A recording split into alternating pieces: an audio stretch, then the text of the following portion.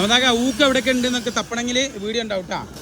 ഈ റൂമിൽ ഫസ്റ്റ് റൂമിൽ സെൻറ്ററിലൊരു ഊക്ക്, പിന്നെ ഇവിടെ കോർണറിൽ ഊക്ക്, ഇവിടെ ഊക്ക്, പിന്നെ ഇങ്ങനെ വന്നു കഴിഞ്ഞാൽ 2 ബാത്റൂം കഴിഞ്ഞ് ഈ റൂമിൽ ഇവിടെ ഒരു മെയിൻ ഊക്ക്, പിന്നെ ഇവിടെ കോർണറിലൊരു ഫാൻ്റെ ഊക്ക്, പിന്നെ ഈ കിച്ചണിൽ സെൻറ്ററിലൊരു ഊക്ക്, വർക്കേരിയിൽ സെൻറ്ററിലൊരു ഊക്ക്, അതേപോലെ തന്നെ മറ്റേ